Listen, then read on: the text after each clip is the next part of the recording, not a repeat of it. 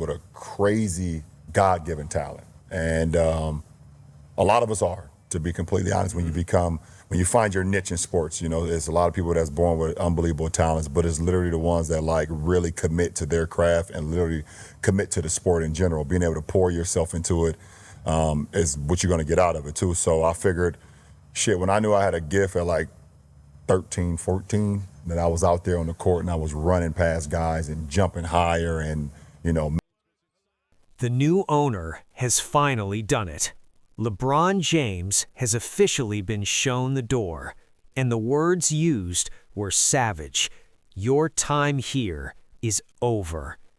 This isn't a recycled rumor. This isn't media speculation dressed up as breaking news. What went down behind closed doors in 2025 is the kind of move that reshapes the entire league. And the craziest part? It's barely hit mainstream media yet. The cameras haven't caught it. The big sports anchors haven't pieced it together. But it is happening right now, in real time. And by the time this video ends, you're going to look at LeBron James, this organization, and this whole situation in a completely different way. So don't go anywhere, because this story is about to get very real, very fast. The best. One game to decide your life. Who do you want in all-time history? So for LeBron to pass Jordan, he needs a time machine to go back about 11 months when he passed him the first time. LeBron's been the best player ever since about midway point of Game 6 of last year's finals, and all he's done since then is continue that. He's on the greatest streak in postseason history since Dre called him the B word and Clay said his feelings. To understand why this moment hits the way it does, you have to go back and understand what LeBron James actually built inside that organization, because it wasn't just a basketball career, it was a power structure. When LeBron arrived, he didn't walk through the door as just another superstar looking for a ring. He walked in as someone who had already proven in multiple cities that he could reshape a franchise from the inside out. He had influence over who got traded. He had a say in coaching hires. He had relationships with front office people that went deeper than a player normally ever gets. Staff members knew his preferences. Decisions got filtered through his comfort level. That was just the reality of how things worked. And for a while, it worked. The wins happened. The highlights piled up. The jerseys sold. The narrative of LeBron as the franchise's beating heart held up because the results backed it up. But here's the thing about power structures built around one person. They are incredibly fragile. The moment the person at the center starts to shift, whether it's age, performance, priorities, ego, whatever the reason, the entire structure around them starts to crack. And in 2025, those cracks became impossible to ignore. LeBron James, at this stage of his career, is still LeBron James. That name still carries weight. That brand still moves merchandise. Nobody is questioning what he's accomplished, but inside the organization, quiet conversations had been happening for months. Conversations about direction, about identity, about what the future of this franchise actually looks like, and whether LeBron fits inside that picture. And then the new ownership group came in. That shit every week. So yeah, I had male influences, but they all got locked up. My dad, whatever. Right. Yo, I may cry sometimes, but just act like you don't notice, right? I'm tired of that part, right? Whatever. I gotta get it out at some point. I don't need that. You good? I don't need that. But yeah, I love my granddad. He just died when I was 9. He passed when you were 9. In early 2025, the ownership transition became official, and the group that came in was not what anyone expected. These weren't old-school sports investors who bought a franchise as a vanity project. These weren't people who were going to sit courtside and smile and let the basketball people handle the basketball. This was a calculated, organized, business-like group, the kind of ownership that comes in with a spreadsheet in one hand and a long-term vision in the other. And their vision for this franchise? It didn't look anything like what had been built over the past several years. They started quietly. No big press conferences about change, no dramatic statements about new directions. They moved in, assessed the landscape, started having conversations, and within weeks, people inside the building were already noticing a different energy. The little things started shifting first. Staff meetings that used to orbit around LeBron's schedule began running on the organization's schedule. Information that used to flow through LeBron's inner circle started flowing through different channels. The front office people the new owners brought in had no deep ties to LeBron's camp, no reason to defer to him, no history that required delicacy. And then the bigger things started shifting. Roster conversations, salary structure discussions, long-term planning meetings, all of it was happening, and LeBron wasn't being consulted the way he was used to. Not because anyone was being disrespectful, not because they were trying to send a message, simply because for the first time in a very long time, the people running this organization didn't feel like they had to. Sources close to the situation, and these are people who have been inside those rooms, who have been part of those conversations, say the new ownership's internal message from day one was simple and direct. Nobody is bigger than this organization. Nobody. That included LeBron James. LeBron James didn't get to where he is by sitting back and letting things happen to him. When he sensed a shift in power, he responded the way he always has, strategically, through his people, through the media, through his public image. His camp started testing the loyalty of the new ownership group, subtle conversations, gentle pressure, leaks to the right reporters designed to shape the narrative before the organization could shape it themselves. It was a playbook LeBron had used for years, and it had always worked before. But the new ownership didn't play that game. They didn't fire back publicly, they didn't call reporters, they didn't try to out-leak LeBron's camp. They simply kept moving, kept making decisions, kept restructuring the organization according to their vision. And every time LeBron's people tried to apply pressure, the ownership group responded by demonstrating, quietly, firmly, and unmistakably, that they were not going to be moved. That was the moment people close to the situation say the writing was truly on the wall. Because when you've spent your entire career leveraging influence to protect your position, and suddenly the people in power simply don't bend, there's nowhere left to go with that energy. You can't force a conversation. You can't manufacture leverage where leverage doesn't exist. And LeBron, for all his brilliance and all his business savvy, found himself in a room where his usual moves weren't landing. The tension built through the winter of 2025, quietly, beneath the surface. While cameras captured games and press conferences and highlight reels, the real story was playing out in private offices and in phone calls that nobody was recording. Until the meeting. In the spring of 2025, the new owner requested a sit-down with LeBron James. No agents allowed, no PR handlers, no buffer, just the two of them, plus one or two key members of the ownership group in a private room behind a closed door. And according to multiple people with direct knowledge of what happened in that meeting, the owner didn't ease into it.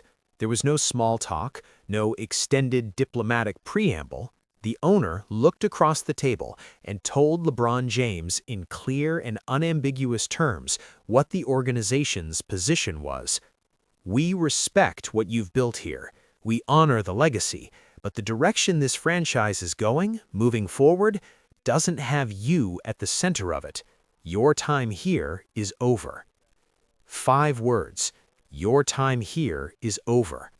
Now, pause and sit with how unprecedented that moment was. LeBron James has spent over 20 years being untouchable in this league. He has ended coaching careers by simply being uncomfortable. He has forced franchise-altering trades by making a phone call. He has walked out of organizations, and they were the ones scrambling to recover. Nobody has spoken to LeBron James like this. Not an owner, not a GM, not a coach. But in that room, in the spring of 2025, someone finally did. And by every account from people who know what happened after LeBron walked out of that meeting, he was shaken. Not visibly, not publicly. LeBron James is too controlled, too media-trained, too experienced to let his emotions show on the outside. But inside his camp, the people closest to him, there was a genuine sense of shock. Because this wasn't a trade request, this wasn't a restructuring offer, this wasn't a polite conversation about exploring options. This was an ownership group, his ownership group, looking him in the eye and telling him the chapter was closed. The meeting reportedly lasted less than 30 minutes. When it ended, LeBron left without making a scene. But within days, the aftermath started becoming visible to the people paying close enough attention. Here's what's wild about all of this, and this is the part that should really get your attention. As of right now, in 2025, the mainstream sports media hasn't fully connected the dots on this story. There are fragments out there, a vague report here, a cryptic social media post there, a comment from someone close to the situation that didn't get the pickup it deserved, but nobody has put the full picture together and said it plainly, until now. Look at the signals. LeBron's social media, which is normally one of the most carefully managed platforms in professional sports, went unusually quiet during a stretch this year that had people scratching their heads. When LeBron James goes quiet on social media, it means something. The man understands the attention economy better than most executives. Silence from LeBron is never accidental. It's always a reaction to something. His inner circle started making phone calls, carefully, quietly, testing the waters with people around the league. Not the kind of exploratory conversations a player has when he's thinking about his future in a relaxed, empowered way. The kind of conversations a player has when he needs to know what his options are, quickly. And the organization, the new ownership, didn't flinch. No dramatic gestures, no press conferences designed to humiliate. They don't operate that way. They simply kept moving forward with their vision, making moves, structuring their future plans as if the LeBron chapter had already been written and the page had already been turned. That clinical efficiency is actually what makes this whole thing so striking.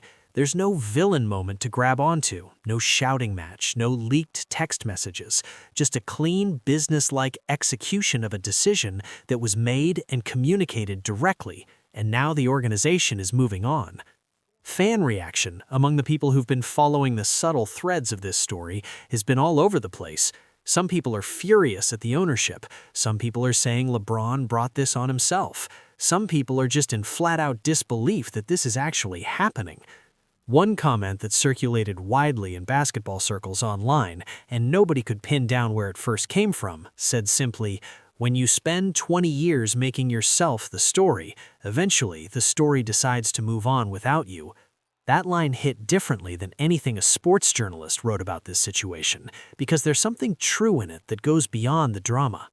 Let's step back for a second and look at the bigger picture, because this isn't just a LeBron story. This is a story about what's changing in professional basketball right now, in 2025, and what it means for every superstar currently holding power in this league. For roughly 15 years, we lived in the era of player empowerment. Stars ran the show. Stars picked their markets. Stars demanded trades, and ownership groups scrambled to accommodate them because the superstar was the product and the franchise had no leverage. LeBron James didn't create that era, but he refined it, mastered it, and became its ultimate symbol. And a lot of franchises paid a heavy price for operating that way.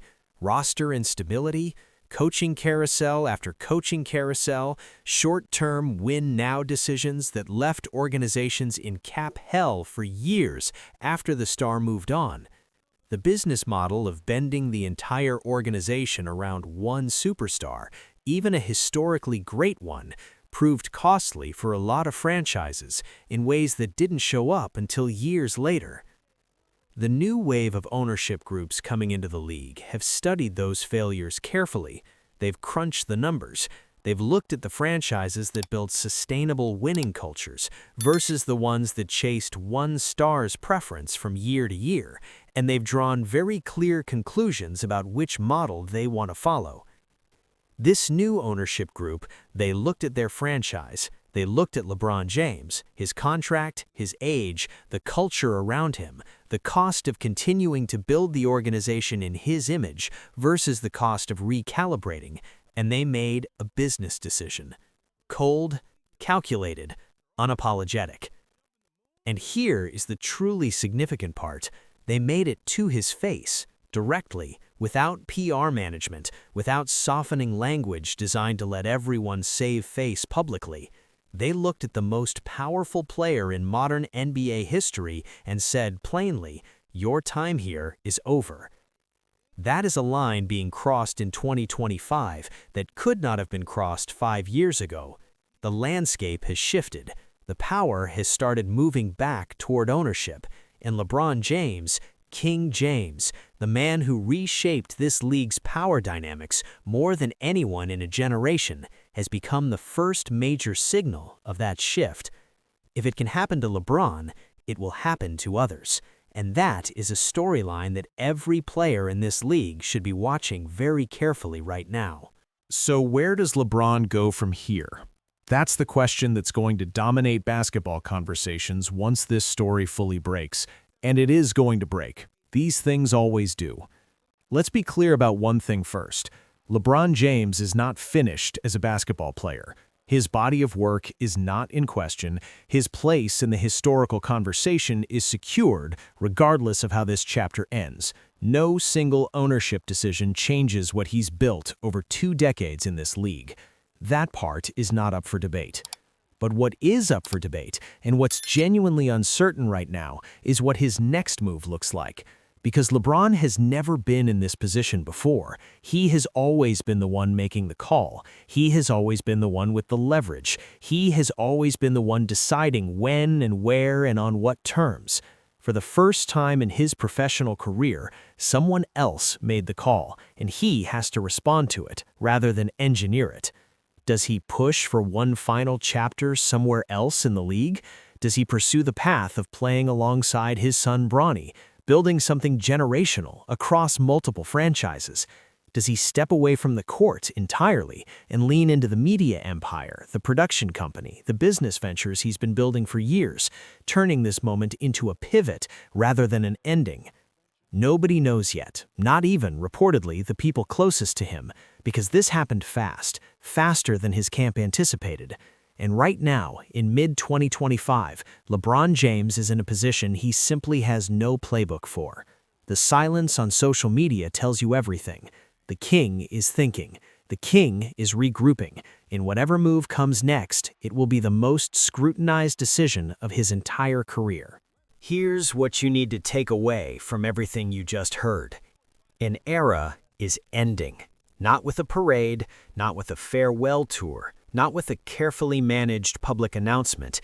It's ending in a closed room with 5 blunt words delivered by a new ownership group that looked at the most powerful player in modern basketball and said, without blinking, your time here is over. LeBron James builds something extraordinary. 2 decades, multiple franchises transformed, a legacy that no single business decision can erase. But the business of basketball doesn't run on legacy, it runs on leverage. And in 2025, for the first time in his career, LeBron found himself in a room where the leverage belonged to someone else. This story is not over, it's barely started. The ripple effects of what went down in that meeting room are going to reshape this franchise, influence other ownership groups across the league, and set the tone for the next era of player-organization relationships in the NBA. And when it fully breaks, when the mainstream media finally catches up, remember, you heard the full story here first. Now drop a comment below and tell me, did the new ownership group make the right call? Or is this the biggest mistake a franchise could make? Because I want to know where you stand on this. The comments are going to be wild on this one. And if you want to stay ahead of the stories that haven't fully hit yet, the ones being put together before everyone else figures it out, subscribe right now and turn on notifications. The next video is already coming together, and trust me, you don't want to miss it.